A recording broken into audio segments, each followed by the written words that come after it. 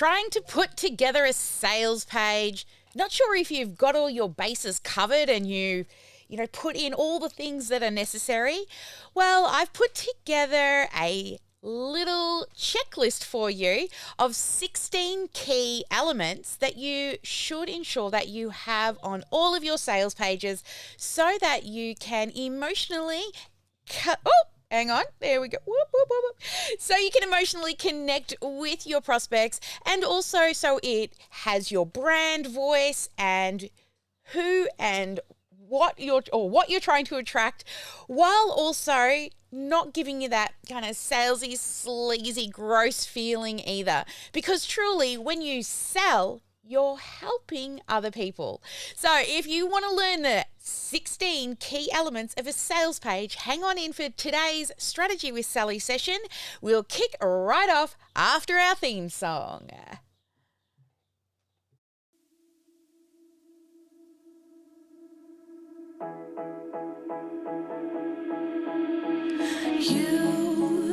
You've been hiding in the shadows way too long. You always thought that you were weak, but babe, you're wrong. Yeah, you better step into the light, just give it a try. Think that it's time you let that spark out. You've been hiding in the shadows way too long. And who cares if you might mess it up? You're stronger than the others think. And who cares if you might mess it up? Go ahead and shine, darling. Go ahead and shine, my dear. 'Cause who cares if you might mess it up? Just shine. You shouldn't doubt yourself, 'cause you're a work of art. You should know that you are perfect with those flaws. Yeah, you better step into the light, just give it a try. Know that it's time you let that spark out. You've been hiding in the shadows way too long. And who cares if you might mess it up? You're stronger than the others think.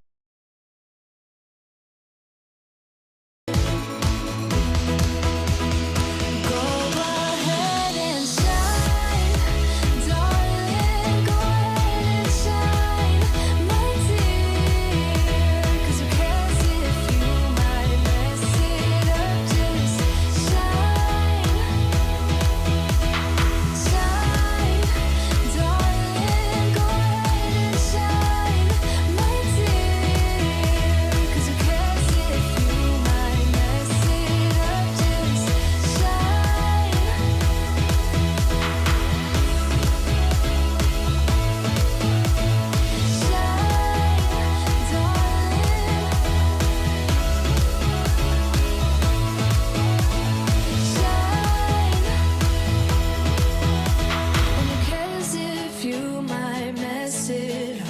You're stronger than the others think. And who cares if you might mess it up? Shine.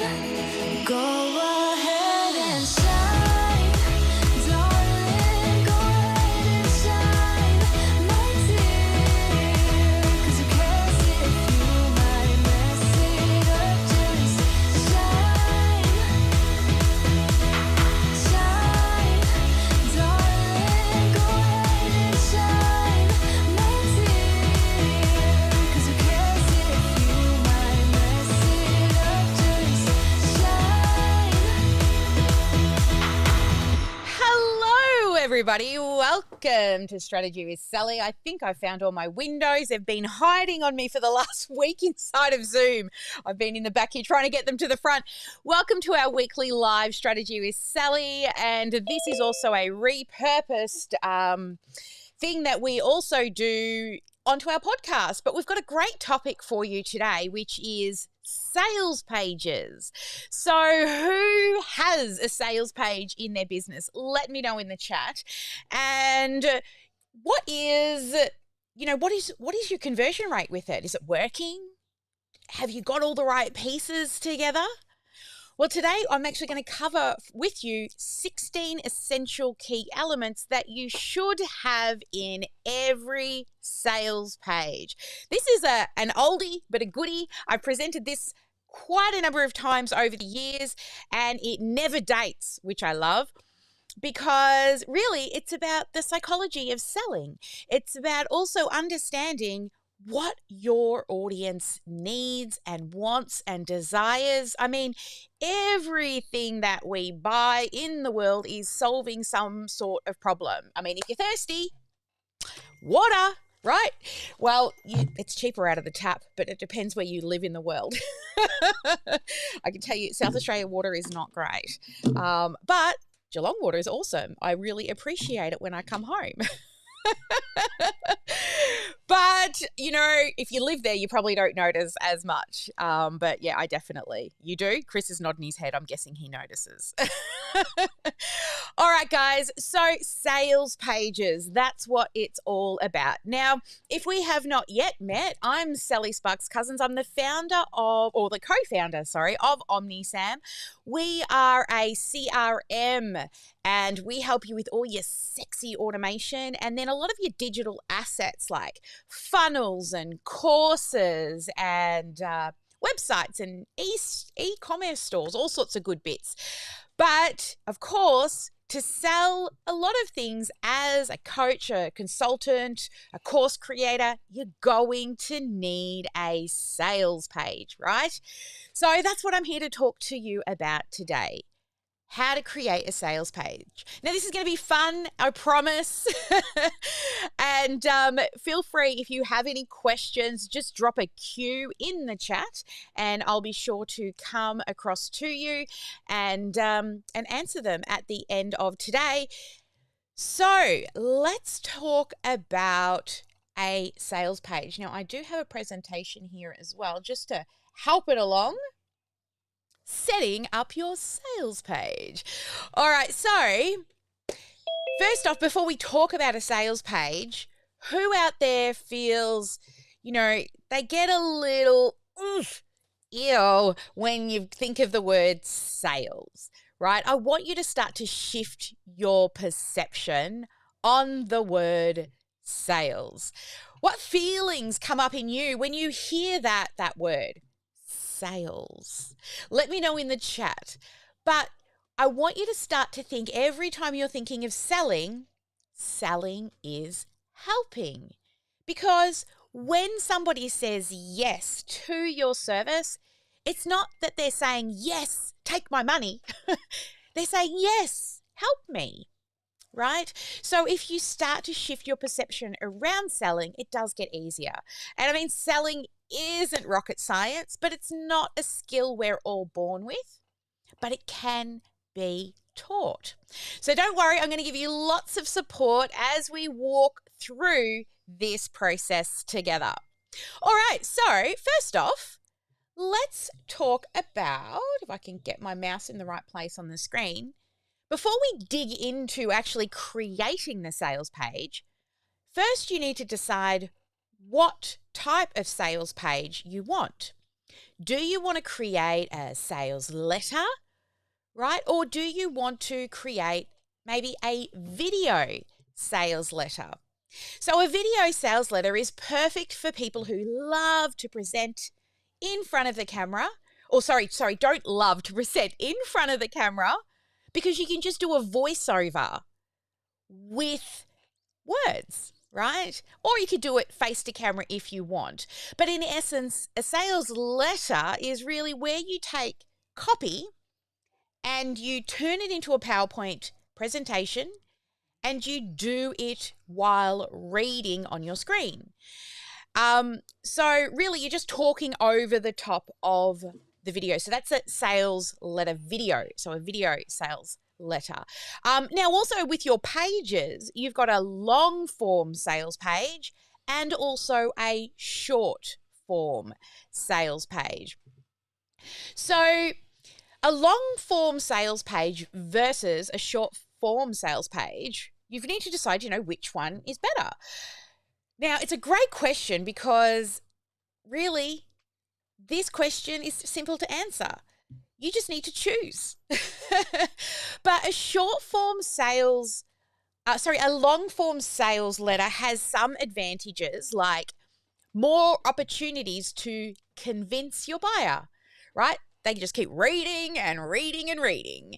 And also, if it is attached to your website, there is that chance to SEO some of the items on that sales page as well. And also, there's plenty of space for multiple CTAs all through the document. But the disadvantages of a long form sales page is, well, it can make sometimes people feel overwhelmed, right? And also, you could bore the person. Like they're reading, like, come on, get to the point. And it could irritate people. So when you're thinking about doing a sales page, when you look at a short form one, they can convert quicker because you get to the point quickly and simply, and then they just click. Or it also will give you, a quick overview of all your benefits and features with just a few simple dot points. And you want to try and keep all the important information above the fold. So I always like to have definitely a call to action button above the fold as well. Now, the disadvantages of a short form sales page is, if they've got more questions, you may not cover that on that sales page. And then you also might leave out a lot of information that might help them to otherwise convert. So especially if they've got a lot of objections, then it can also, be like, well, I've got more questions. Then what? And of course, fewer SEO options. So really, when you're thinking about a short form sales page over a long form sales page, this is what I generally do. If I'm already running an event and I'm pitching in the event, then I send them to a short form sales page because I've probably done a lot of the objection covering within the presentation. But if, for example, I then have the sales call and they're still not yet ready, I will send them more information and send them through to the long form sales page. Now, then if I'm running retargeting ads after a presentation, then generally I will send them to a long form sales page because they're still considering. They didn't click that button when we were right in the sales page. So really, I think it's a little bit about timing just as much as it is about the length of the sales page itself. All right, so let's start thinking about, click the right button, Sally, this one here. I want you to get out your pen and paper. We're going to do our GSD early in this session. Now, normally I do the GSD at the end, but I want you to do this a little bit now so that as I go through the key elements, you're able to also start thinking about what you're going to put with each of these key elements. So here are 5 big questions that I want you to do, but I also want you to get in the shoes of your ideal avatar. All right. So first off, I want you to start thinking of why now? Why are they actually thinking about your offer or your service? That product that you're trying to sell. If you're following us, you're in a service-based business. So what's in their head right now? What are they feeling? And this way we can talk in their language and better serve them also in your copy. Then I want you to start thinking about, who are you talking to, because all of your copy should resonate with your ideal client. All with the end goal of having them know, like, and trust you. So I want you to brain dump out what comes to mind when you keep reading each of these questions so that we can put them in the content of the promotion. Okay? And then, you can use a lot of our AI tools that we have to help you with this as well. Now, the next question is, why should they care? Right? Why are they reaching out to you? Why did you, for example, create the training, the offer, the webinar? What is that because? And what are their dreams, their desires, their fears, their problems, and their frustrations?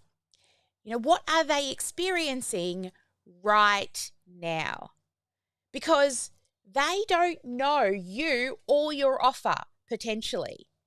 And this is really important as well. I mean, if you have not yet done this, definitely talk to me about message mining. If you're in the Elite program, we've got that all scripted out for you. All right. So when we're talking about why should they care, what's in it for them? How specifically is taking that next step towards you actually going to make their life better? So why should they care? And then once you have thought about the reasons why they should care, then think about, what do you have included in your offer? Now, with those inclusions, they're called features, right? But what I want you to then think about is the benefits. Now, the benefits are the feature plus what it makes them feel, or the outcome that they will get from the benefit. Now, I use 3 magic words when I'm trying to think of the benefit. I might say, automate 96 emails for 2 years, and then I'll use so you can. That's the magic words. So you can. So you can, and then what is the benefit of having that particular feature? Like, when I think of benefits and features, I think features is like, you've got Popeye, right? Who remembers Popeye the Sailor Man? Yes? And what does he do? He eats spinach. That's your feature. But what is the benefit of the spinach? Well, he gets the muscles and he gets all strong, right? He eats the spinach so he can get strong, right? So that's why, I always picture that in my head for some reason, every time I think of features and benefits. So it's really important because people do not buy the features, right? They buy the benefits, they buy the outcome. And then they justify it. So they'll look at the features and then they will buy the benefits, and then logically they'll justify why they need the actual feature. But the benefit is the main reason why people choose to buy. They don't go to the local shop and spend $3 on a bottle of water that you can get for 0.0002 cents out of your tap. It's convenience they're buying, right? It's the taste they're buying. Otherwise, they just turn on the tap, right, and pay for the tasty water in the tap that, this tastes cleaner. That's why you spend so much money on the one. But honestly, I mean, we've got the best water in the world, I reckon, here. Yet we still spend money on those plastic bottles. All right, back to these. Back to the keynote. And now the other thing is, why you? Why should they buy from you? Now, this is where social proof comes in, testimonials, personal case studies that you can pull together to support what it is that you claim. The promise that you give, you must be able to deliver on. And if you can show case studies on that, that is really going to help. So what I'm going to do now is I'm going to give you a 5-minute GSD time to start brainstorming out these things today. And then we will move into the actual key stuff for you. I'm looking for my little screen, which has disappeared. Where is it hiding? So that we could turn on the GSD scenes. Here we go. GSD. Where's my GSD scene? Here. All right. So here's your GSD. You've got 5 minutes and just start filling in. Why now? Who are you talking to? Why should they care? What are your benefits that the program is going to do? And why you? And I would love to see you take a screenshot or share it in the chat so we can have a little read through after, before we, at the end, so we can have a little look. And if you're an elite and you already have a sales page, here's a little special treat for you. If you've got a sales page and you would like me to have a look at it and review it, we will do that at the end of today's session as well. All right, so 5 minutes of GSD. Why now? Who are you talking to? Why should they care? And what are the benefits? And why you? And I did find that screen. Where is it?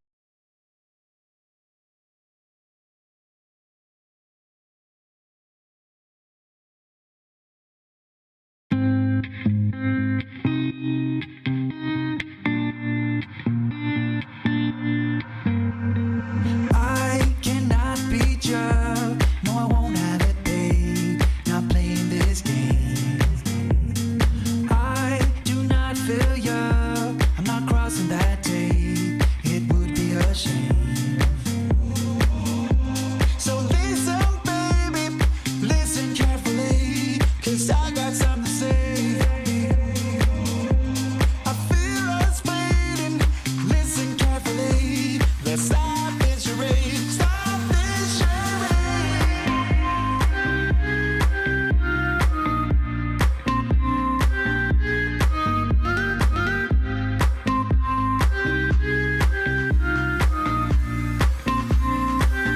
Stop this charade.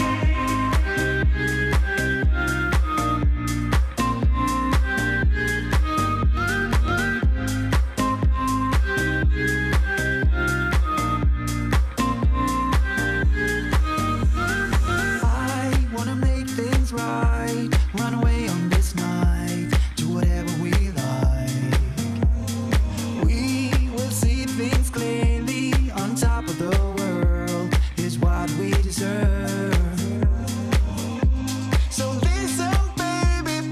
Listen carefully. 'Cause I got something to say. I feel us fading. Listen carefully. Let's stop this charade. Stop this charade.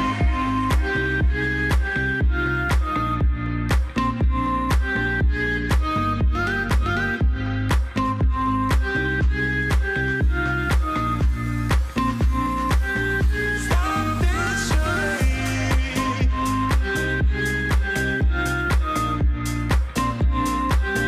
Stop this charade.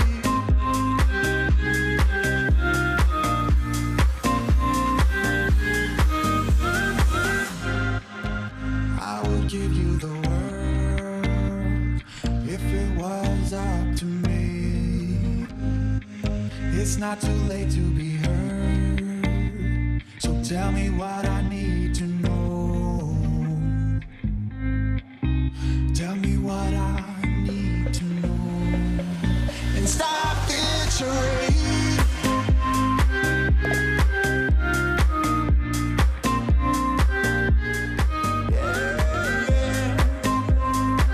Let's stop this charade. Stop this charade.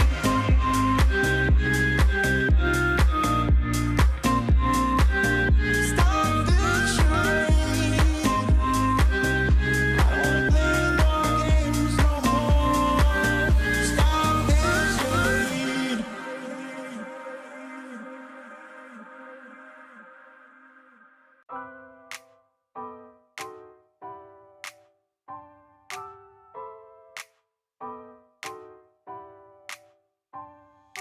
I gotta tell you something I could do.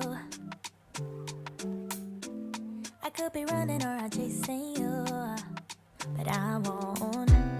Cause I got better things to do. Rather spend my precious time chasing somebody who loves me too. If I got $1 for every time you slam the door, I would be the richest girl alive, life. If you hadn't run away every time I asked you stay, you would sleep right next to me tonight. No, you didn't know me, all you wanted was a game to play, and you couldn't handle that I had my ways.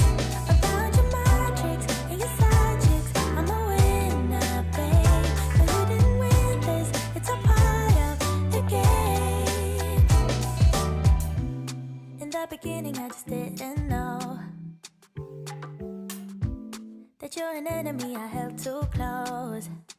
Now I know, cause you did everything to prove me wrong. You were not the guy I thought. Now I'm beating you at your own. Yeah. If I got $1 for every time you slam the door, I would be the richest girl. Alrighty then, we have done our little GSD.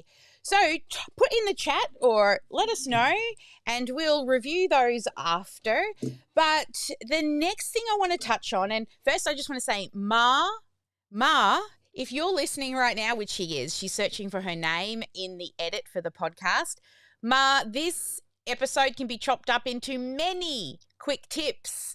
Just letting her know because she'll be editing the podcast. See, this is the joys of recording live.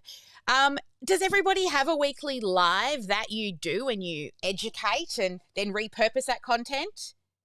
No. Okay. Here's today's challenge for you all who do not. I've been doing this live for years and I've got so much content that if I can't go live, I just schedule a replay. But same time every week. It's just 30 minutes to 60 minutes. And if you write 2 to 3 dot points on something you know, I'm sure you could talk about it for anywhere between even 10 minutes, right? And that you don't have to teach all the things. Anyway, I'm digressing off today's topic, but just saying, all right, that is your challenge this week, is to commit to the same time every week to go live. And it don't need to be fancy like I have here. But of course, if you love Ecamm, let me know and I'll get you a link to test it.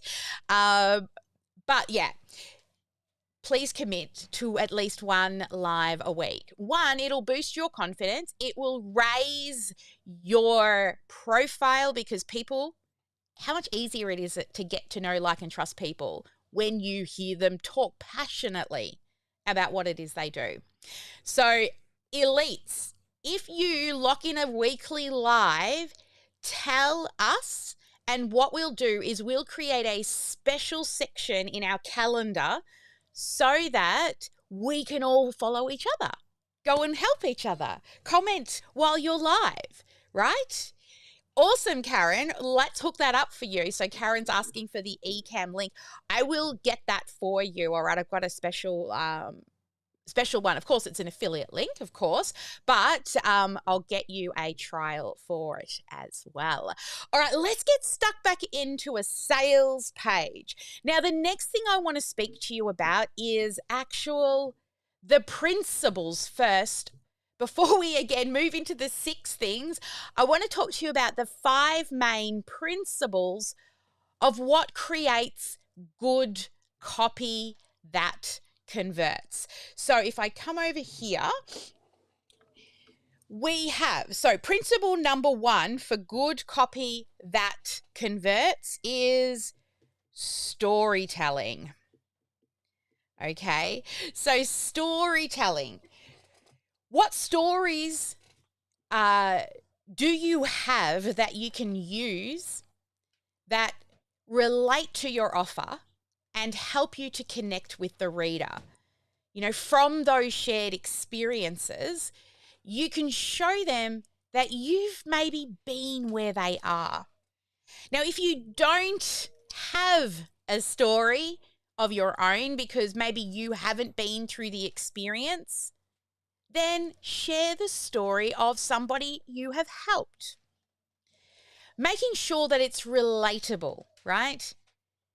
So keeping yourself as, say, the Karate Kid, right? So that your offer is actually Mr. Miyagi, right? So your offer looks amazing, but your story is you learning how to overcome whatever it is you're helping people with. Now, the next one is also, it has to have emotion. Okay, because people buy based off emotion and they then justify it with logic. So start brainstorming out lines that you can relate to, that you can turn into a story, and include this into your copy. It makes it easier for the reader to read. And you want to make them feel the journey along with you. Now, remember, if you can try to get them to either gasp or cringe or giggle or feel challenged in some way, that is an awesome thing to do with your copy. So, some examples, if you're starting to think of emotion and storytelling, start thinking of some sort of headlines. So, an example could be, just to get your juices flowing, like, why do 2% of people feel stuck? Or why I don't do social media?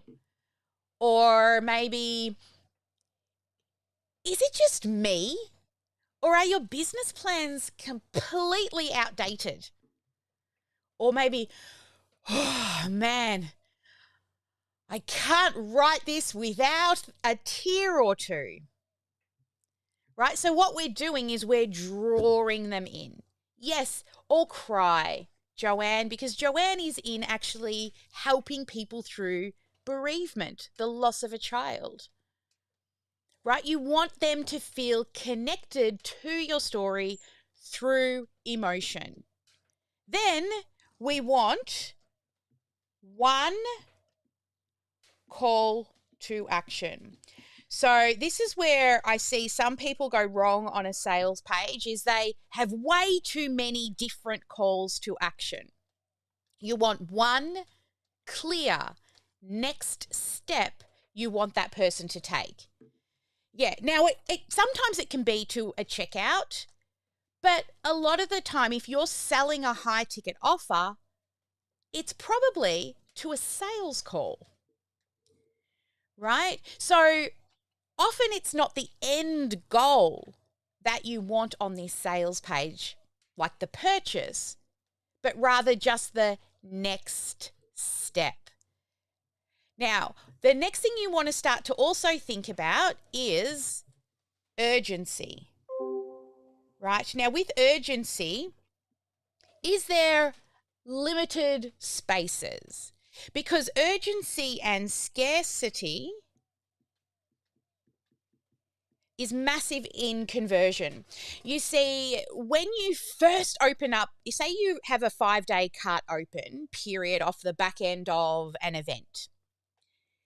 When you first open it, everybody who has been waiting jumps in. And then you'll get a trickle of people. And then right before it shuts down, another big boom of people coming in. So what it does is it encourages people to act. Remember, it could be in the form of limited spots or maybe a deadline, or maybe an early bird discount, or limited time bonuses that you throw in during a live. Or maybe you have something that is seasonal, so only available in January for the new year. And you can use words like today or now or week. These are other great things to help with urgency and scarcity. Okay, now the final principle when it comes to good copywriting that converts is number 5, a unique or a big idea. So a big idea for a business that's in your market is going to be something that they experience and they think, oh, gosh, that's awesome. That's incredible. The great news is that once you discover your big idea, you will actually use it again and again and again. You'll use it and you'll use lots of different copywriting projects, always relating to this big idea. And if you've done the VTO, you may have what we also call the 3 uniques. You know, like the 3 uniques are 3 things that make you and your offer different. Now, that doesn't mean that other people don't offer what you offer in your 3 uniques, but nobody offers all 3. And you'll use this in your email copy, in videos, in sales letters, in landing pages.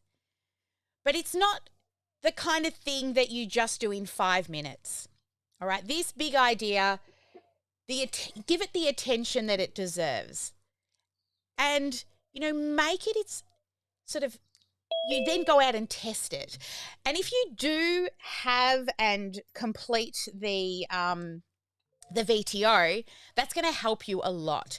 Because whenever we're writing copy, like for example, when I wrote the copy for today, if you have a look under this video and you'll see the description, ChatGPT, of course, is like, focus on conversions. Why? Because everyone's looking to sell, right? But that's not our focus. We focus on our 3 uniques, which is around education and community, right? It's about sharing and helping rather than getting the conversion and getting the sale. So when I wrote the copy for today, I ensured that that was the main focus, even though ChatGPT would just do the standard go-to focus on conversions, right? All right. So who's ready for the next 16 parts to a converting sales page? You ready? Get those pens out because we're going to smash through these. And then when you start putting your sales pages together, you are going to know that you've got all your bases covered. So here we go. Part 1, headline. So if you see the example here of this particular sales page, you can see that the headline itself, it will pique your interest. So this is something that Dan Kennedy, Russell Brunson, Frank Kern, they all talk about the importance of a captivating headline. This is not a quick page to write and do, and if you're trying to sell a 2,000K to 10,000K product, right? Give it the time it deserves to craft it. And you can split test it.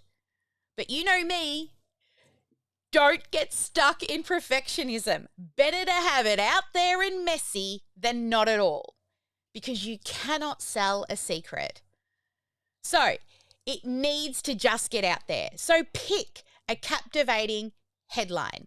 This is the most crucial part for your sales page, because if you get this wrong, your visitors will leave fast. Now, the best headlines are short and to the point. For example, here's one that you can see here. This is from Neil Patel, where it says, do you want more traffic? Right? This is a sales page for a consultant. But that headline doesn't waste any space. In some cases, you may also need to just add a little subheading under it to give more context to the actual headline. So for us, like one that we've used in the past is how to automate your marketing without the tech overwhelm. Or want to automatically fill your calendars with prospects without chasing people? So think about a good headline. It's got to hook them and get them in. Next, after a headline, when you're trying to put the headline together, I think how to insert one of the benefits without what is the pain point or problem. That's usually my go-to formula. There is a lot of other ways to come up with a headline, but this is my go-to. How to, what is the benefit without the pain point or the problem? All right, next, part 2. Then we want to start off the next paragraph or a sentence with, if you'd like to. And then tell them why this page is going to be the most important thing that they've read this year. The whole aim here is to get them excited and remind them that they're going to get some really cool advice and information, and you're excited to share it with them. This is not just a pitch at them. This is where you insert that story. Part 3, we also want to rack the shotgun, as Perry Marshall says in 2080, 80-20 marketing. Oh, I think that's what it's called. Rack the shotgun, right? Because we want to disqualify people. Let those clients that we do not want remove themselves. So at this point, you can simply tell them this is not for you. Oh, yes, the book is called The 80-20 Sales and Marketing by Perry Marshall. Now, he calls it racking the shotgun, but also, I also like to add this is for you as well. And so if you were standing in a room full of people and you were to call out one of the 4 yous, they'd spin their head around and look. So here are 5 disqualifiers that you think about when you're thinking about disqualifying and what you can put. I'm just looking for my little thing here because I forgot to write these down, but I know what they are. So one of the disqualifiers are, do they have the money?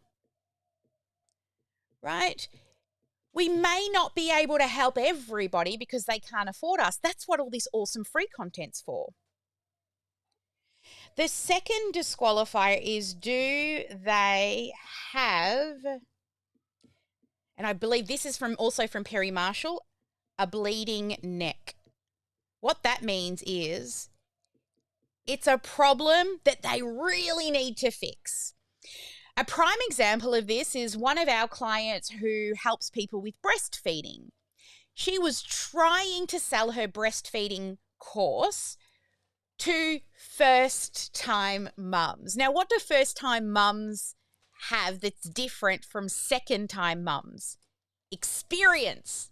And if they failed the first time, they're more likely to want to make it better the second time because they actually now are like, I didn't get it, right? I didn't get it the first time and I really want to be able to breastfeed this time. They're more likely to pay than the new mum that has the beautiful rainbows and unicorns and think it's all going to be amazing. So that's the second disqualifier. The third one is, do they have a sense of urgency?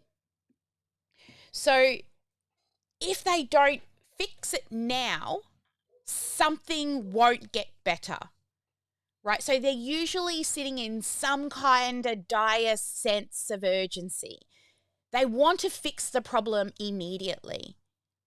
They're actually willing to cut a check for speed, maybe because they've already been trying for a really long time to figure it out themselves. And the next one is that they have they're ready to really buy into that big idea, your promise, right? What is the promise? And they also have the ability to say yes, right? They're the decision maker.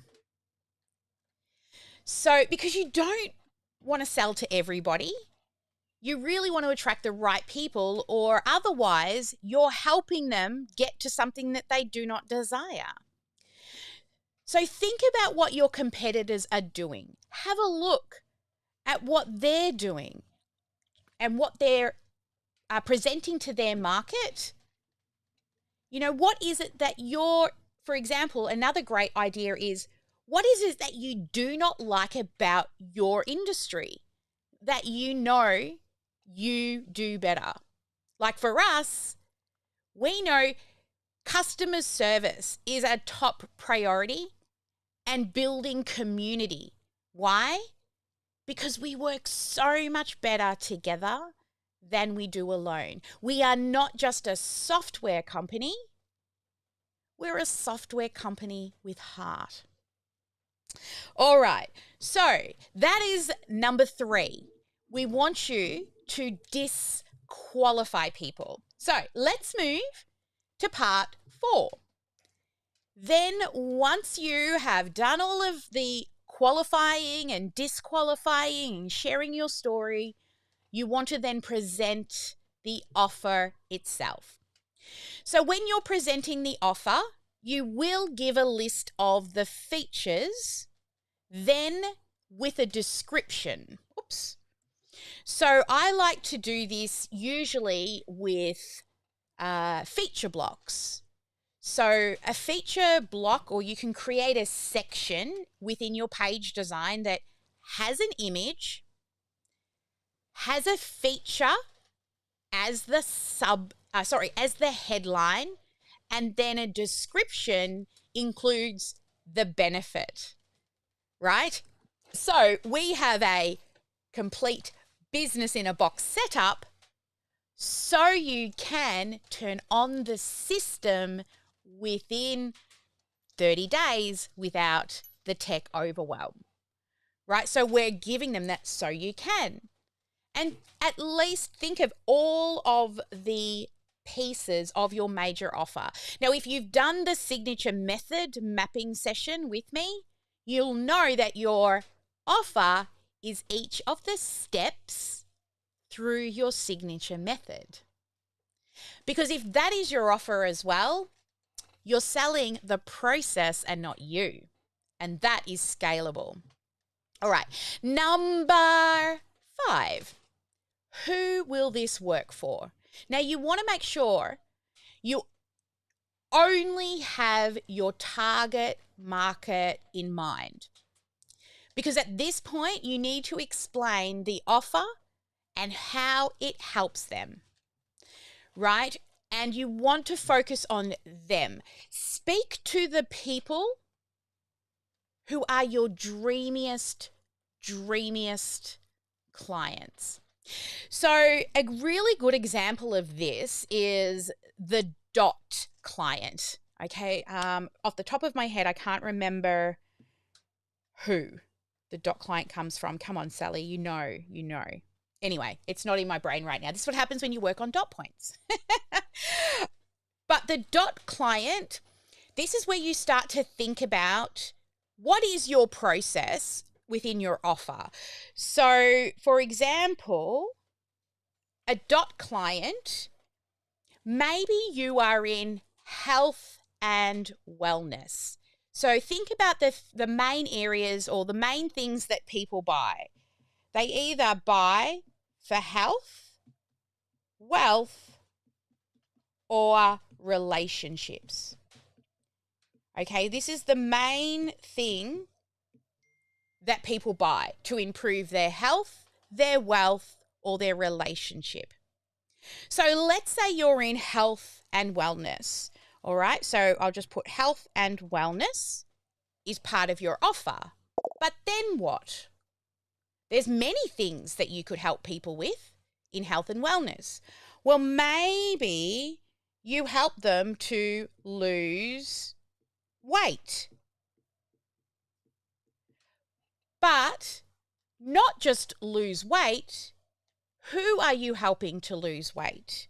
Maybe it's the baby weight after, right? So there's many other people who are trying to lose weight, but you want to focus in on baby weight. And then not just baby weight, but you help with a vegan diet. As you know, there are many different diets. And then when it comes to exercise, you do Pilates as part of yours. So as you can see, this is your dot client. These are the people who want to lose weight, who want to lose baby weight, who want to eat vegan, and they want to do Pilates. Now you have your dot client. So for example, for us, sure, we're a CRM, but also, as well as selling a CRM, we're in the professional and service business. So we don't really work with e-com. Doesn't mean that we don't help e-com, but that is not our dream client. Our dream client is in a professional business and a service-based business. And they are small businesses.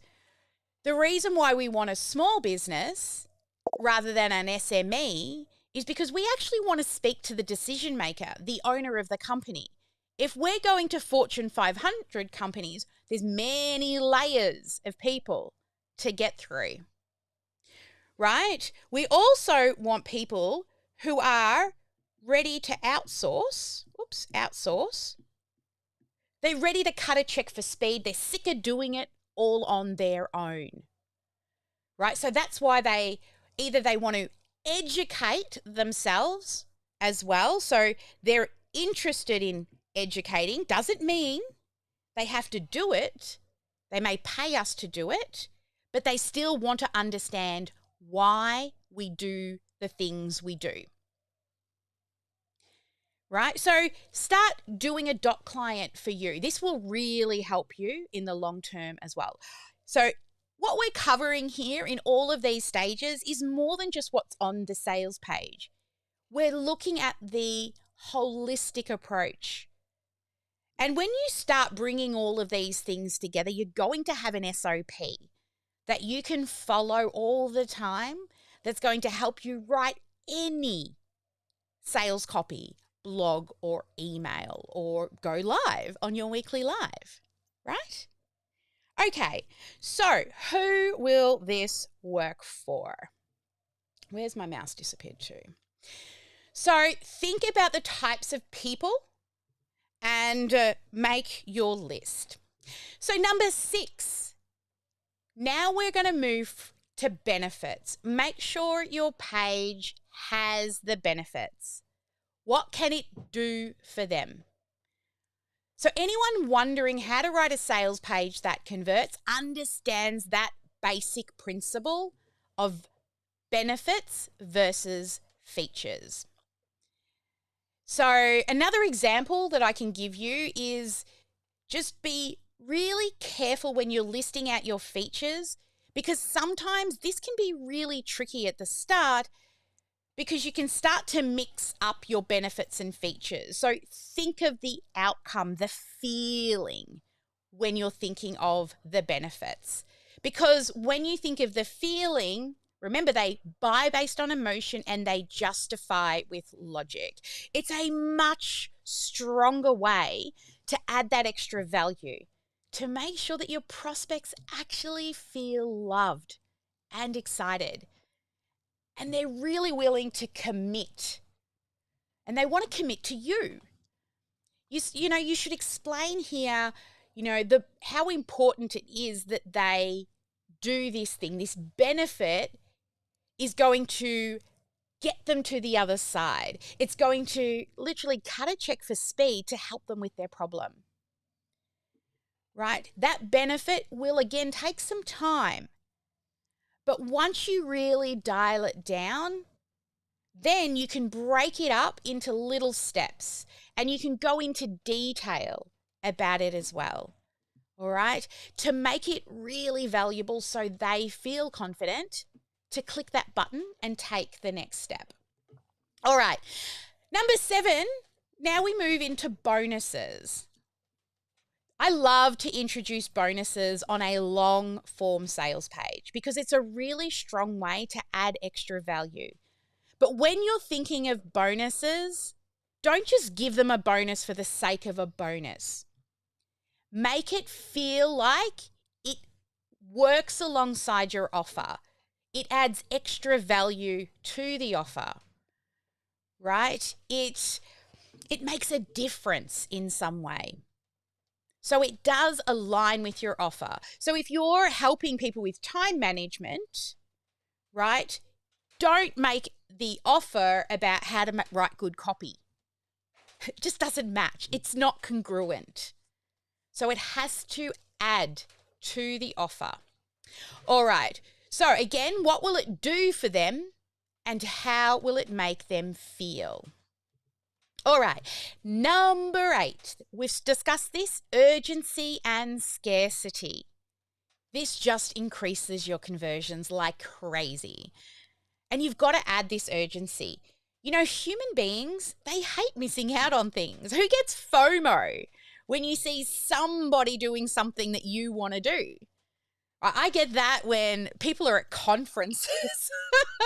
Like I got invited to America at the end of last year to get an award from a company and for software, and I couldn't go because we were in startup. Oh my God, did I have FOMO? But honestly, it really does increase that conversion rate.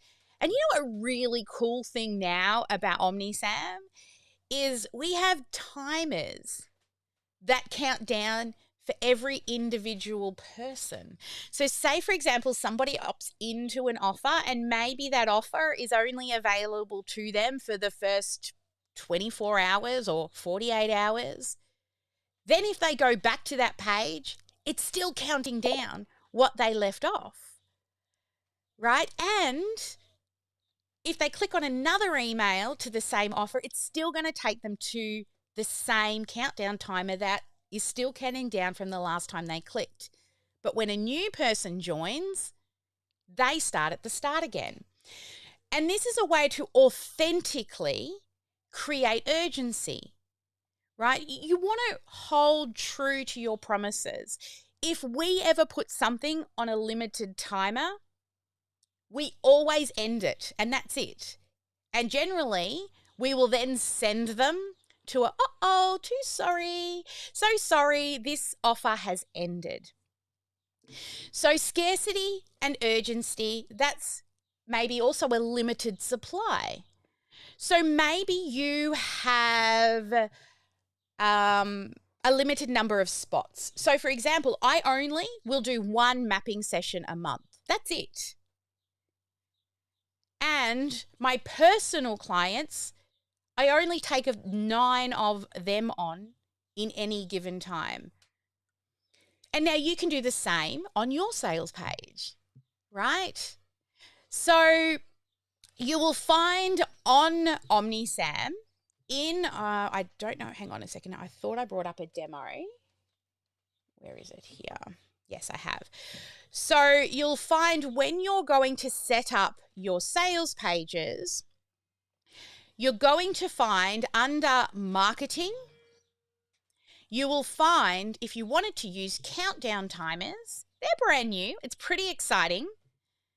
And also you can design the way they look And also, you can add them to emails and everything. It's pretty cool, right? So have a look at those if that's something that you're considering. All right, now moving on to number 9, testimonials. Now, ideally, with pictures of your customers. So these are just a proven thing to increase conversions. I mean, you could blab all day about how awesome you are, but I can tell you one short testimonial from a relatable customer will sell better in a few lines than you would just sitting there spruiking yourself. So read out even testimonials. Turn verbal testimonials, get permission, of course, and ask if you can use videos. Or what you could do is create audiograms if they don't want their face on camera. And it really does add a lot of social proof. Also, if you are making sure you're getting testimonials on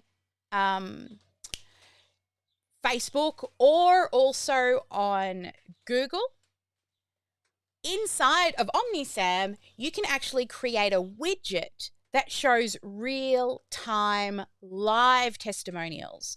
So every time you get a new one, it automatically shows up and populates onto the page, right? Real testimonials will truly add like a strong backup to the claims that you give, because you want to give your potential clients social proof.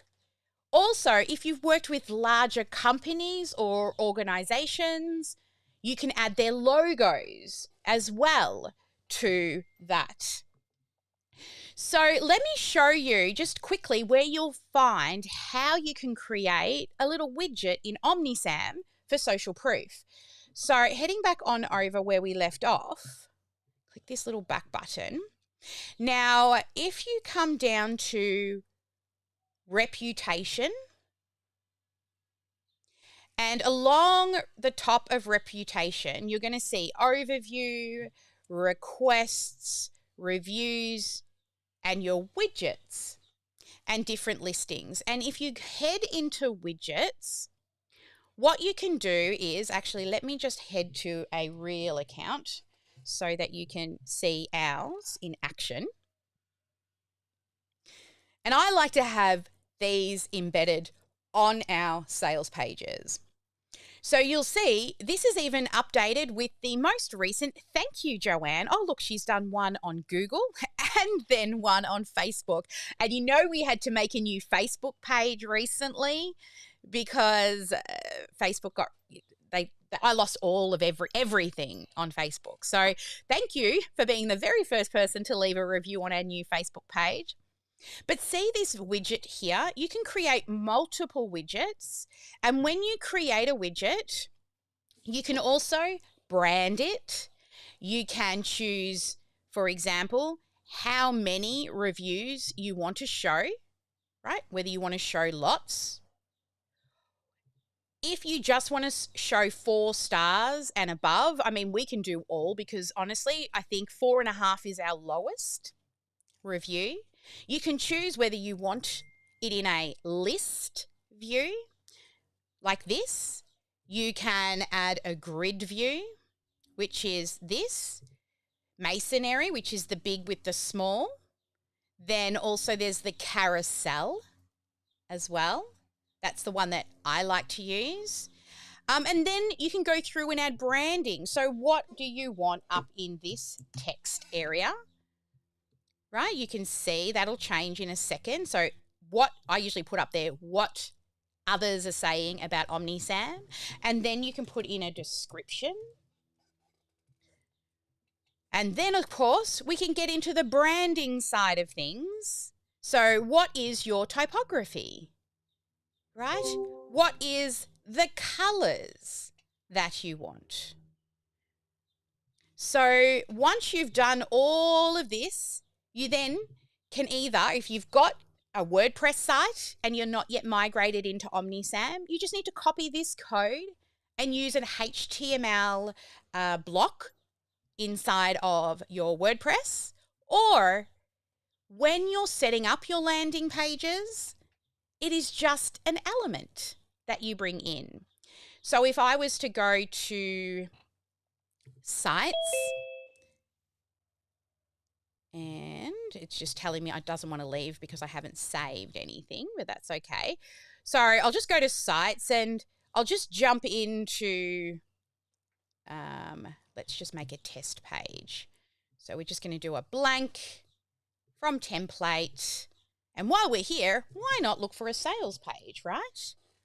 While you're here, lots of different versions of sales pages that we've got for you in our template library. You can choose from here as well of framework or type. But what I would recommend is choose the design layout, because everything that you put in there is going to be your own copy anyway. So just choose some layout that resonates with you, and then you can go through and edit later. But let me just say, let's just click car sales care. Right, hang on. Oh, here's a consulting plan. There we go. Let's do this one. So I'm just going to use this template to begin the sales page. But really what I'm doing here is I'm going to show you how to add the widget. I'm not going to do the copy, but we've got so many sales pages that are designed and waiting for you inside of the library. So let's say, we've got all the benefits and the features, and you can see here is a section where the testimonials are. So if you wanted to use a widget, you would click on the element, and then if you scroll through, you will find the widget for testimonials. Where is it hiding? Read the words, Sally, or actually put on your glasses would probably help. Here, reviews. So when I bring in the reviews widget, I'm just going to drop it in here. It's probably not the best place for it. Should be probably on a whole line of its own. But these are, anyway, you can see, where did she go? Here, dropped it down here. All right, so you can see here, there's the widget. Now, it's just a placeholder for now, but once you preview the page, it will be a live, updated social proof. Just saving for a second. I'll scroll to the bottom and you'll see there's my little widget. Of course, you'll spend a bit more time putting it in the right place. So how simple is that to keep your reviews up to date? So also make sure that you're always asking for reviews. Now, if you've got a business in the box, every sale automatically does send a review for them to leave, but it doesn't hurt to ask while you're on a call or even a sales call that you've given them a lot of goodness that they can take forward. But here's a little challenge for you. If you do not yet have a Google My Business, set a task for yourself. It's an income producing activity. As we know, I love IPAs, to get one set up. Okay, so you can start collecting those Google reviews. We got so many Google reviews because, stage 7 of the customer's life cycle, we already had built in that our reviews, Google ended up, I went there one day and what have you done to my account? And I did some research. It was because we had so many good reviews so fast that they thought maybe we were paying for them, and we had to prove that we weren't.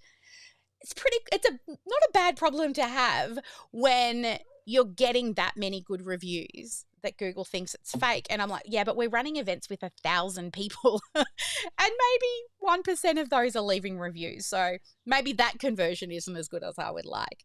All right, let's head on back to the next part of a good sales page. And I'll just tell you also before I move on, the reason why I chose this topic today is because we've got a lot of clients that we're building sales pages for. And also I've got a lot of new team members that don't understand how to build a good sales page. So I'm actually killing a few birds with one stone, but we don't kill birds around here. But this is actually also not just for you. And Joanne's laughing because she knows I love my birds. This isn't just for you. I'm actually training the team at the same time. So thanks, team. I hope you're paying attention. All right. So our next part to our sales page is we did the testimonials. Social proof is the FAQs. All right. So this is where you will ensure that you're overcoming objections. So what are the common questions that you hear about your offer? So some of the things that we will generally have are, is there a plain payment plan? Or if you have live sessions, what if I can't attend live? Or if you do one-on-one, how many do they get? Or if there's different ways for them to get help outside of the live sessions. So think about all the questions and the objections that you get and try to include them in the FAQ. And again, inside of OmniSam, there is a widget for FAQs. So if we come back here, you'll see when we add a widget here, where are you hiding? I've got to read the words. Here are your FAQs. Oh, I better bring them in. So this widget is great for FAQs because what you do is they drop down and open. So they don't take up a lot of room on your page. And then over here on the left-hand side, right, this is where you will add the information for the FAQ. So you can see you click on it to edit, and then you can edit the title or the question, add your answer, and if you want to, you can also include an image. And there's different versions. You can have them separated, you can have them contained together, or just a really simple layout. And that's a very easy way to create your FAQs by using this widget sometimes you see those FAQs at the end of the page and you've got to scroll for days at the end. This helps with that. Sometimes if you've got a lot of them, I'll actually also create 2 columns for FAQs. So again, you don't feel like the person's got to scroll for days. But those people who have more objections, they're the ones that are going to spend the time reading them. Also, I would recommend even just having an FAQ standalone page that you build separate to your sales page. So if anyone ever asks questions, you've got a reference tool that you can then build upon. And later, if you've got lots of them, you could start creating, like what we have is a knowledge base of articles that help them. But, just begin with that simple widget on your sales page. So number 10 was FAQs. Okay, number 11. So now what you've done is you've ended the page, and before you get to the end, you will add the FAQs, and you even saw in the template, there was an FAQ section that was in that template. One thing I also always love to add under the FAQ is like a final call to action button. So once they get to the very bottom, what are we getting them to do? Click a button. So always, that's what I do. Not everybody does it. It's just, I always love to have that last, come on, click the button, right? Take that next step. Now that you've written all of your sales page, right? And this is number 11. 11 is scannable copy. So what does this mean? You've got all your content and it's ready to go. And this is something as a graphic designer, right, that I do quite well, because what you're looking for is design within your typography, right? What that also means is if you start at the top of the page and you're scanning through, what goes out the window on a sales page is grammar and punctuation, like when you write a book. You're not writing a book. So you're going to use things like bold, different colored text, underlined, uppercase, italics and bold. Because as they read down, if they were just scanning and not reading, they should still be able to understand the most important parts of that design. So pieces in the copy that are selling on that page. And also, if the reader loves to skim, then their eyes will actually just skim and glaze over the words that you have highlighted. In fact, at a glance, your sales page, it should actually look like it's broken into digestible sections as well. So the best sales pages actually include both a combination of the long text and the short. So you can have lots of paragraphs, but include lists, right? So in your scannable copy, think about lists, or you could say bullet points. So that also helps. Another one is your subheadings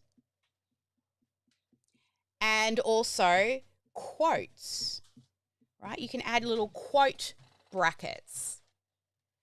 Now, also, you want to think of the typography that you're using on the page, okay? The font. I recommend that you Google what is called web-safe fonts. What this means is every computer in the world has that font on it. So if you've created this beautiful design, you don't want somebody to open it on their computer and the design looks horrible because their computer doesn't have it, right? So those beautiful swirly copywriting, they should only be used in logos or, on posters, but not on a sales page. It needs to be also large enough for anybody to be able to read on any screen. All right, now Google recommends a minimum font size of 16, but everybody sets their magnification differently as well. And also just another hot tip around fonts. When you're choosing a typeface, make sure that that typeface has what's called a large family. So a large family means that it has the option to choose thin, bold, condensed, italic, semi-bold, heavy bold, black. The bigger the family, the more design opportunities you can create when designing the typeface through your sales page. Right, so we use Monster Art because it has a huge font family. And it's a sans serif font, which is the one I love the most. Right, when I think of sans, like serif fonts, I think old-fashioned typewriters, right? But I like the look of sans serif. But do that. Google WebSafe and then look for something with a large font family. If you're in Canva, a way to tell if something has a large font family is when you're looking at the typeface, it's got a little arrow next to it to drop down and show you more, right? And if you can get more than just italic and bold, right? More than that. You want black and you want thin if possible, okay? And ensure that it's web safe. All right, back to number 11. We're getting there. So I said a combination of short and long lines, lots of paragraphs, lists, bullet points, subheadings, and quotes. Let's move on to number 12. Number 12. Now we've got our scannable copy. Now we need to ensure that we eliminate distractions. You see, a lot of people I've seen create a sales page on their website, but there are so many things that they can click on. So think about your website. When you've got a website, at the top, there's usually a menu of items to choose from. Now, remember when we go back to earlier, I said one call to action, one action that they can only take. So you want your visitors to focus on your copy, right? And this means removing all other distractions from the core purpose of the sales page, which is to inspire the person to take the next step. So the best sales pages examples have no sidebar, right? They have no sidebar. They have no header. Often very minimal in the footer, right? So in the footer, you'll probably just have terms and conditions. You'll have privacy. And if you're in health and wellness, or, you know, you have something that you need to disclaim. So there may be a disclaimer. So health and wellness might be, you know, see a doctor. In a business where we're promising an ROI, we need to say, you know, not everybody does. You've got to do the work, right? So that would be about it. And then maybe a little tiny logo in the corner. But keep it super simple, because everything on that page is to sell. No header menus. Remove them. There is nothing else for your reader to do other than read and take action. Number 13. Now that everything's set up on your sales page, now you have to make it dynamic. So this means you need the user to be able to see it on a desktop and a phone or a mobile device. And this is important because 80% of your people are probably going to be reading it on their phone. All right. So another thing to make it dynamic is images. Place various images throughout the page, but vary their placement. So, for example, say we're doing your feature blocks and you have your image here, and then you've got some text and a button. Then in the next section, put your text on this side, on the left-hand side, and your image on the right. And another thing you can do to make it dynamic is this image, maybe it animates in, and this one animates in to the center as they're scrolling. What I love to do on that bottom last call to action at the very bottom of the page, I actually animate that to bounce. So it sits at the bottom, bouncing away. Click me, click me. All right. So break up the page with different elements. Make sure that you're potentially adding some animations to the page, and vary the placement of those elements as well. Mix them up. 14. Oh, this is user response. Sorry. Dynamic and user response. User response works on all screens and devices. Sorry, was not in 13. It's here in 14. So check. Send it to your phone. Send it to your iPad and check. Then tweak as needed. You can actually duplicate certain sections if it doesn't seem to work on a desktop. You would duplicate it. You would hide, on a phone, once you finish designing on the desktop, if that section doesn't look good on the phone, clone the section, and then you can actually hide on desktop hide on mobile, the main one, and the duplicated one, you put hide on desktop and then just edit that section for the mobile. So it happens sometimes that you can't use the same section on both mobile and on desktop. So if you find that's the case, then you will have to have the same section made twice. And then let's move to 15, pricing. All right. So when you are creating your pricing, if they have to pay up front, one of the things to consider for pricing is give them a discount for an upfront payment. So make it cheaper, especially if you're a high ticket offer. What we do is get 2 months for free if they join for a year.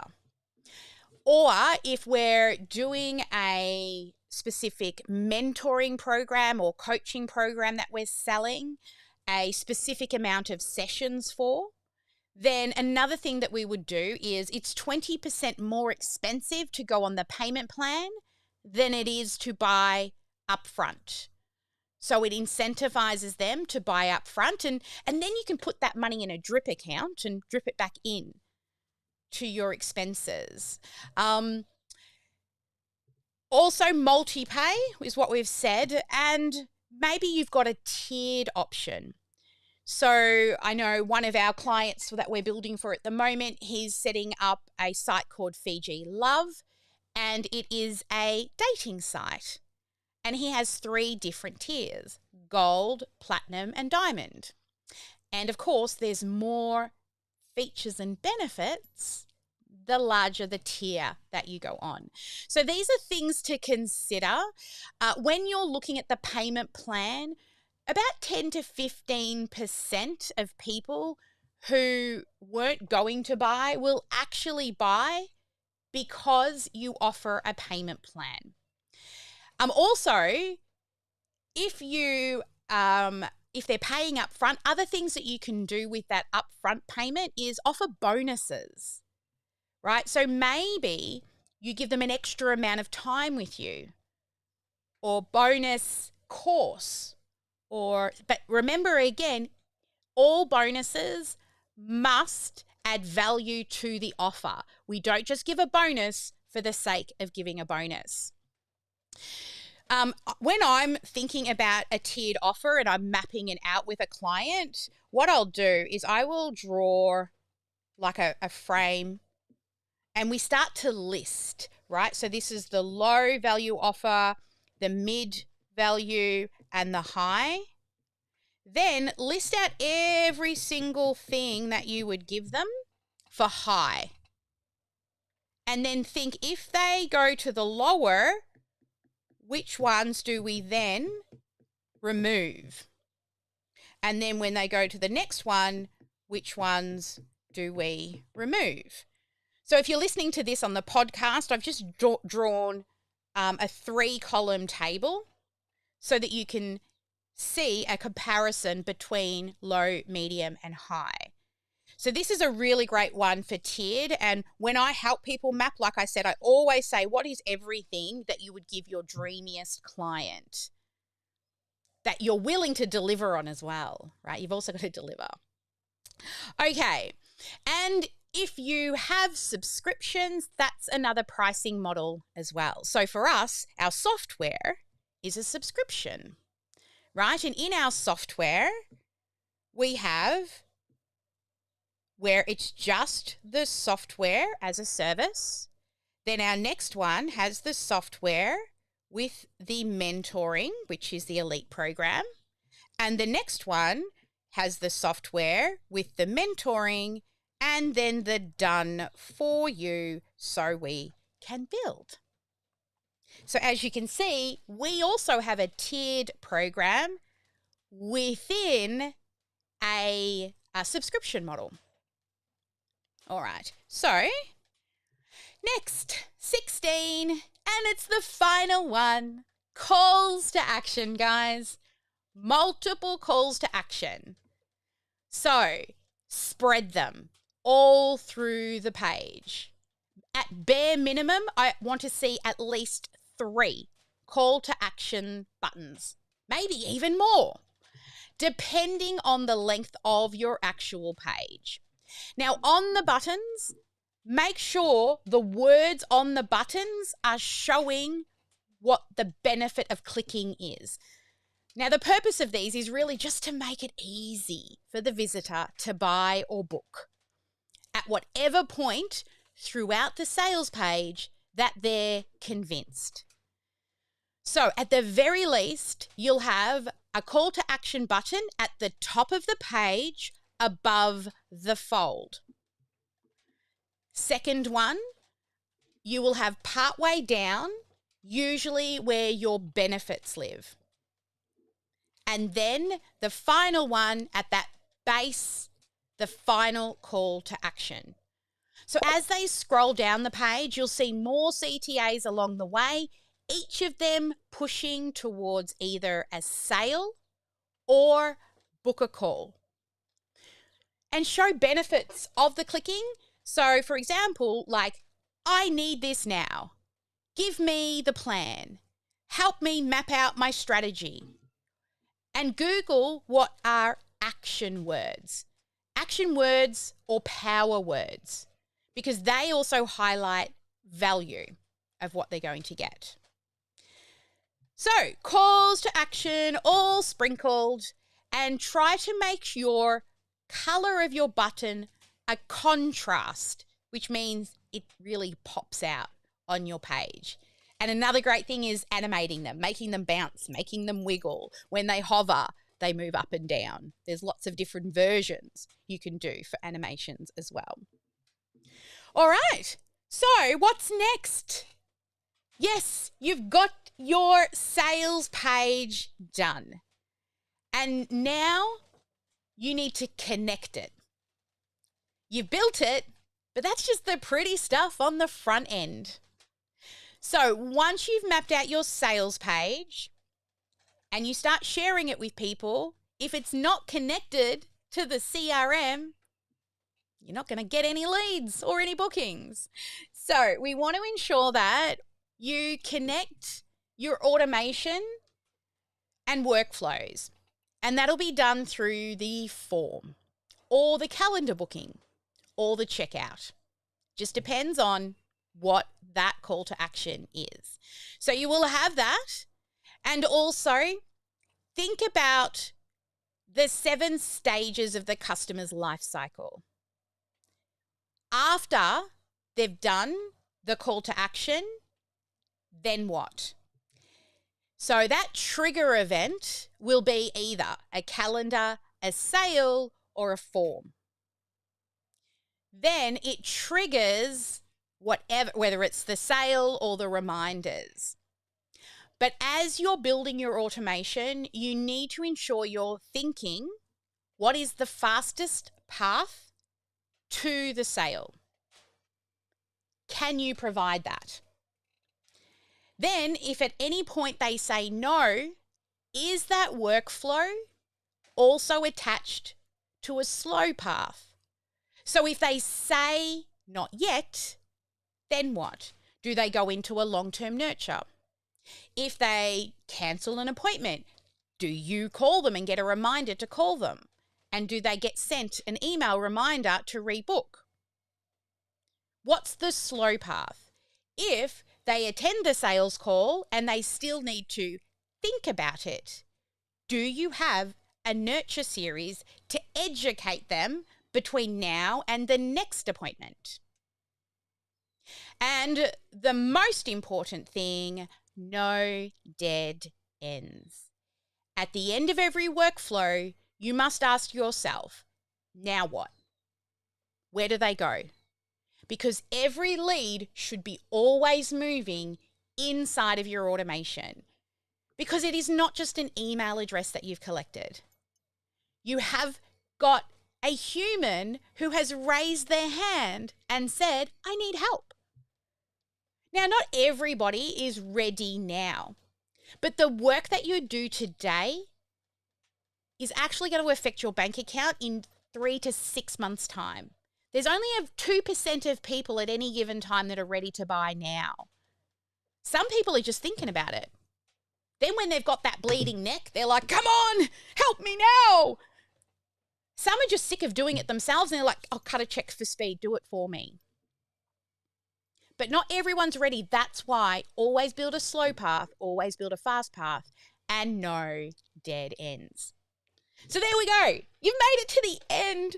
16 key elements that you should have within your sales pages. So if you decide that you want to jump into OmniSam and maybe give it a go and set up your landing pages, jump on over to omnisam.com.au/plans and grab yourself a 14-day free trial. Along with that free trial, you will also be fully onboarded into our system, which means you'll be able to turn it on and it will be functioning. And that means whether it takes us 1 call for onboarding or 6 onboarding calls, because everybody has a little something different. Feel free to head to omnisam.com.au/plans and you will be able to see the different payment options, the different tiers that you can choose from. But if you would like to book a call because you want to maybe let me have a look at what you've currently got, feel free to head to omnisam.com.au and you will be able to book yourself a call. And, I can have a look through what you've currently got and see if there's any gaps. Or if you're not sure if OmniSam's a good fit for you, why not just hop on a call and let us see what you've got and if we can improve that system in any way for you. If you don't know me, I dream about automation, right? And tags. I am that crazy person who draws on her window at, 11, 12 o'clock at night, mapping out my automations. Right? Because everything I think, seven stages of the customer's life cycle. Do you have any gaps? And if you don't know what the 7 stages of the customer life cycle is, then have a look through our YouTube channel. I'm sure there is an episode on that, or on the podcast, which is Straight Talk with Sally. You'll be able to see I've definitely done the 7 stages of the life cycle. Those of our elites who did the GSD last week, we actually covered that in great detail. And that has been added to the community for you. And I believe it is in announcements in there. I'm halfway through adding it because it was a 7-hour session. I'm halfway through adding it into a course for you all. But we're here to help and support you. Truly make your life easier with automation and AI. And it comes with heart. Yes, we truly believe when you are collecting emails, you're serving humans. That email is a human. It's not just an email. And we want to ensure that we can take a lot of that repetitive tasks off your hand because that's what we're good at. So you can spend way more time doing what you are good at and eventually start hiring yourself, if not already, out of the jobs you don't like to do. And we can help you with that too. But we truly do work better together than we do alone. And that's why I've got a whole room of people here inside of the elites. I'd love to bring a couple of you up to share what did you like best about today. So who's coming up first? I'm going to bring up, who am I seeing here? I'm looking for on screen. Chris. Come on up, Chris. Hang on. Hang on. I don't even know if I've added you to the screen yet. Where's my Zoom window? Here. Over here. Where is he? All right, let's add all of these people that are in the room in case they want to come up. Oh, can't have any more. All right. And I still didn't click Chris. Let's clear that. Zoom meeting, remove all cameras, and then start again. Add,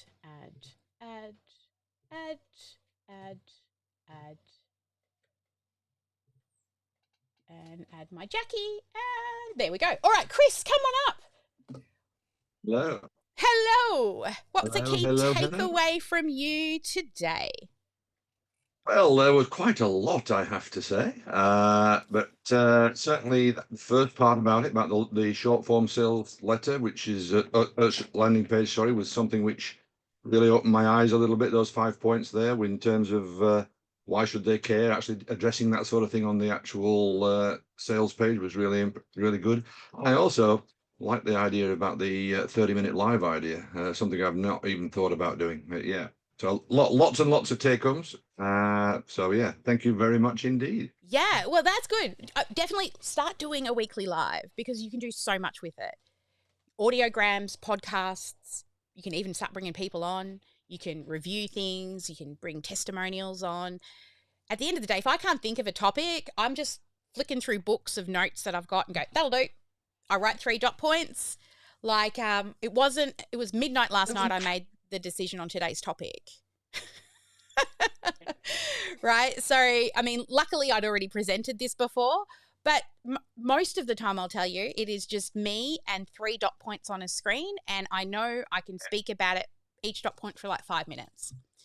And then with the consistency of the every week, people start to get used to it as well. And if they can't attend live, they set reminders to watch it each week because they know that it drops or, is live. So yeah, lock it in and let us know and we'll stick you on our calendar so the rest of the community know. Bridget, come on up. What's a key takeaway for you?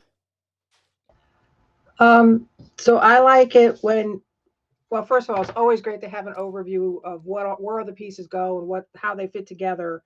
But I like the why should they do business with me? What makes me different? And especially the one which is what I don't like about other people's pages and what makes me different because of that. Yes. Because I'm in health and wellness and supplements, and that just drives me nuts how it's sold on other pages, and that alone is a beautiful nugget for me. That brings a point that I hate about other people's pages. Horrible promises, and they promise the world and say it's easy to run a business. That pisses me off to no end. Well, I don't like when they don't even describe what's in it. Yeah. And they're like, hey, this is hair bush emolument, whatever they call it, right? Yeah. Hair for you, and you're like, and they're like, see, it grows your hair. And it's like, okay, but they don't tell you anything about it. And people must buy it like sight unseen. Yeah. And it just kills me that like, anyway. Yeah. I could talk about that all day. Yeah, that's awesome. So that's what you want to do, is do what the others don't. Shiny ball marketing is what I call those people that give big promises. Like, you only need one landing page to make $1 million. Bullshit. Right? Bullshit. Except for the one that you give us. Well, it's not just one. It's connected to workflows. True, right? There's so much more. It's not easy. Where people are right.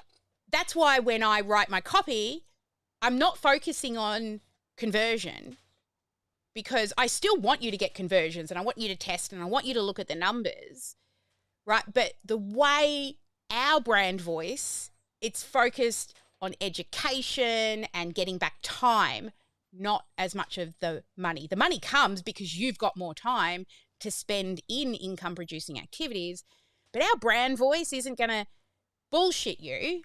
It will still say, and you've still got to do the work, right? Where I hate ones that say you don't have to do it. It's easy. Ugh, annoys the hell out of me. Karen, come on up. What's a key takeaway for you? And if you're watching out on the live stream, feel free, or in the chat, put your key takeaways. I'll pop them up on screen for other people to see. Sally, yeah. I think one of the things, and yes, I agree, I love that 30 minutes every week. That's something that I'll do, that Chris also highlighted. But one of the other things I looked at was that dot client. I think for me, the biggest thing is fine tuning and making sure that I do fully understand who that doc client is. And the way that you broke that down made it a lot simpler and, clarified a couple of points for me. So I'll be doing a little bit of that because I have separated my two clients because of that. But even that again made me think about it, with greater depth and purpose, maybe. Yeah, excellent. And you guys have got access to Chloe. So a lot of this stuff that you start to bring together, make sure you're educating her so she'll help you with a lot of those things as well. Oh, is Erica hiding in the room? Where is she? Oh, there she is. Hi, Erica. Are you able to come up on screen? If not, that's okay. Who else do we have in here? Oh, there she comes. Hello. Yay! Haven't seen you for a little bit. Hello, hello. I know Hi. I've been hiding. So, what was your key takeaway? I know Not I put- hiding, literally. Yeah. Yes.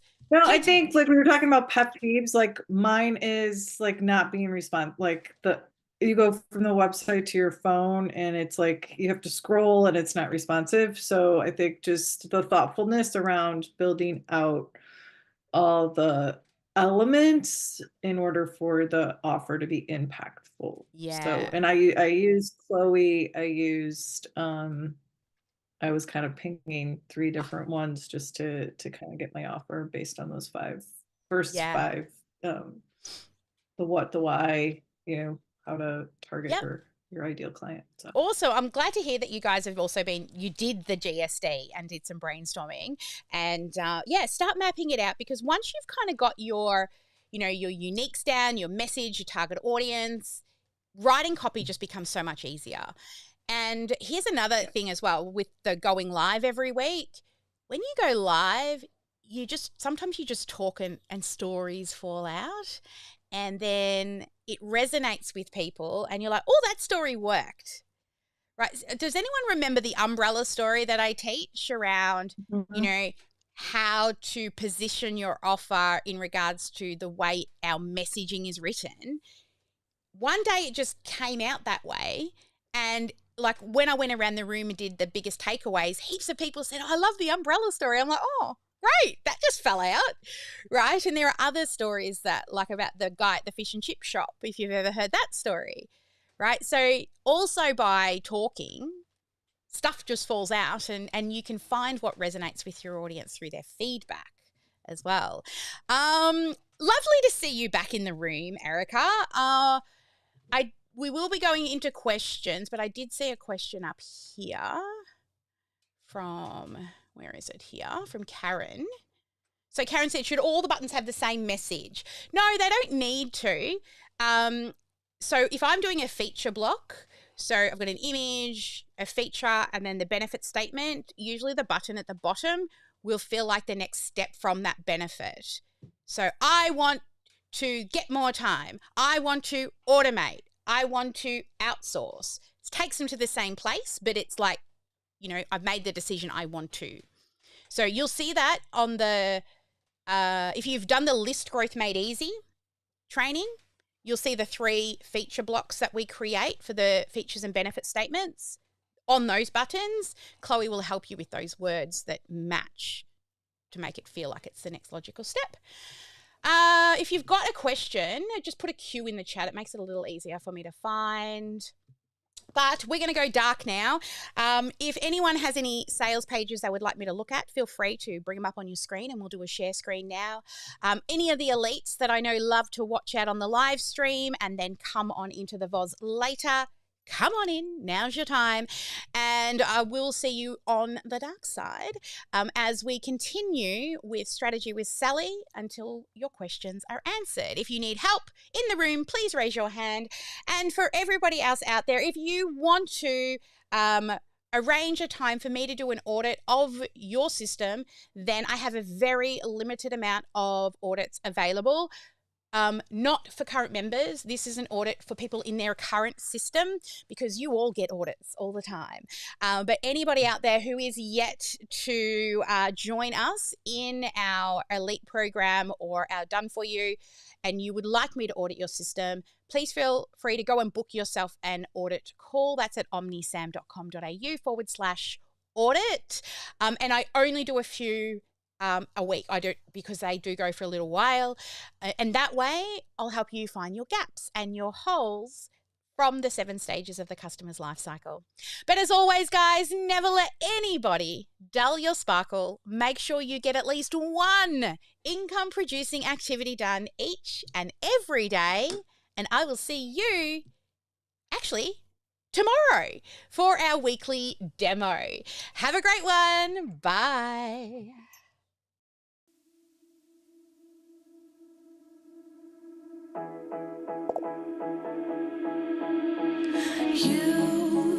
You've been hiding in the shadows way too long.